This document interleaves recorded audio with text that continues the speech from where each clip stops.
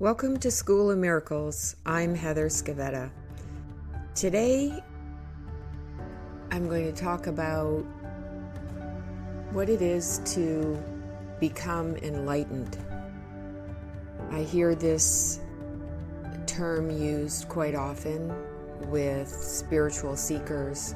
They want to become enlightened. The other word I hear a lot is they want to ascend. So I try to stay away from spiritual catchwords and keep it real, keep it simple,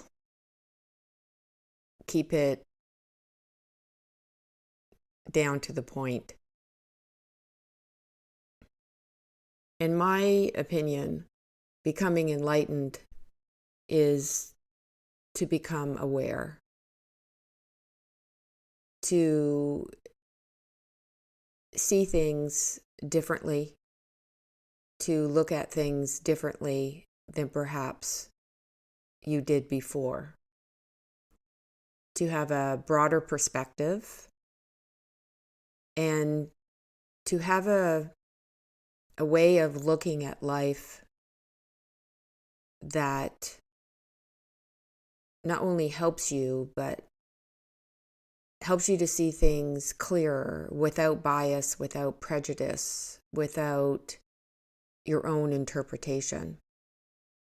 And so if we want to look at the world with a different perspective, then that is the first step towards enlightenment, which is perhaps there is a different story being played here than the one we thought there was.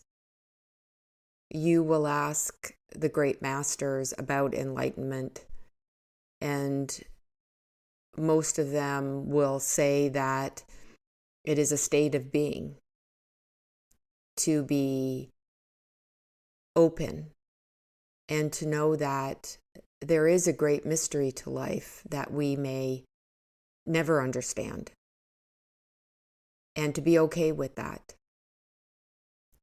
I remember when I first started the spiritual path, I wanted to understand everything. I wanted to know everything. I wanted to figure out how things work. And I still do, but I've also come to understand that I will never know completely what is happening here. And I will never know completely how it truly is until I experience it for myself. So I stopped trying to figure everything out a long time ago, because I understand that our perception here is clouded, limited to how we perceive things. And it's very difficult to remove your own biases and prejudices about things. So if you remove yourself from trying to figure everything out to just allowing things to be what they are in the moment, and perhaps even limit or remove your comment about it, because true enlightenment, I believe, is understanding that we don't know. And we may never know while we're here truly what's happening. Then again, there are markers along the way to truth, to understanding what is going on with a framework around discovering the truth. And those of us who work with spiritual abilities more often, or have developed them, understand this, because when you open yourself up to spirit, you also find yourself being able to sense energy better, which means some people call it intuition, but it can literally be a feeling that something is right or wrong or not quite right, or that perhaps there's something else to this story. And sometimes we can actually feel confirmation in our own self of when something is true. And whenever we listen to other spiritual leaders, gurus, teachers, whatever, I think it's important that we always bring our own discernment to the situation. But how can you trust yourself and what you're feeling about something? So again, try to notice the biases and prejudice that you might have towards things. And if you practice this a lot, it becomes more natural to you to just accept the situation as it is, as it's unfolding. And when you do, you find yourself in a neutral situation. So the body is neutral. We're not reactive. We're not thinking. We're not judging. All these types of things. We're just in the moment. And sometimes when we are in the moment of something, we are more receptive to spirit because we aren't blocking it by our own will to make something into what we want it to be. And we can literally feel spirit touching us in a way that helps us to understand what is unfolding here.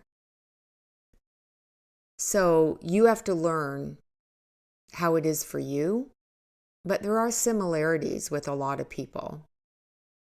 So if I say something correct or something right on point, I may get a big shiver happening because spirit is telling me, yes, you got it. Yes, that's what it is. And I get that often when I'm working with my students to what they're saying, what they're doing. Spirit will give me confirmation to give to them that they're right on point. So I love giving confirmation to others as well. Sometimes I get clicks in my ear, and that is telling me, yes, you're right. Keep going. And it happens so often when I don't expect it as well. When I'm working with my students, I'm paying attention to that. But just in my ordinary everyday life, I may get these little hints of confirmation to truth. And I always love it because it just helps me understand, which is what I really want. I just want to understand things. And that's why I love teaching these understandings I've come to know with others. So I'm always looking to understand things more. So other people may receive different types of confirmation. It could be a tap on the head. You may feel that. You may feel spontaneous warmth. Whenever all of a sudden you get hot, it's not a hot flash. It's confirmation from spirit, especially when you're in that zone of being receptive. And so to be aware of change, this is how you notice input from spirit most often, is being aware that something has changed. So I'm feeling different. I'm sensing something different. I'm seeing something different. I'm hearing something different. And to just bring ourselves into that state of being present, not judging, not commenting in our mind, and being clear and allowing spirit to work with us. And if we keep practicing this state, you will notice in everyday life, which is why we do what we do with spirit, Yeah, there are tools, mediumship, channeling, this and that, and whatever. But it's really so that we can apply these principles to our life so that we can be in commune all the time. And the more you practice being present, quieting the mind, getting rid of those comments and the stories that we play. See, I just got a confirmation from Spirit right now. I just got a click in my ear, right? That says yes, right? And if we practice this more often, perhaps this is the enlightened state. To be who we are without judgment, comments, and to experience life purely without all that clouded stuff. And the more we practice doing this, I believe the more we allow ourselves to be authentic, clear, and at the same time practicing seeing life from a higher perspective. So I hope this gives you some ideas,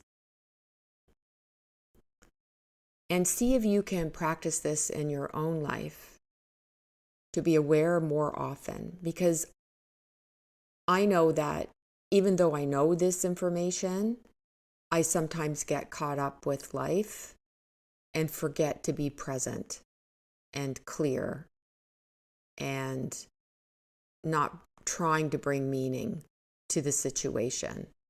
But I'm getting better. So the more often you practice this, the more natural it becomes.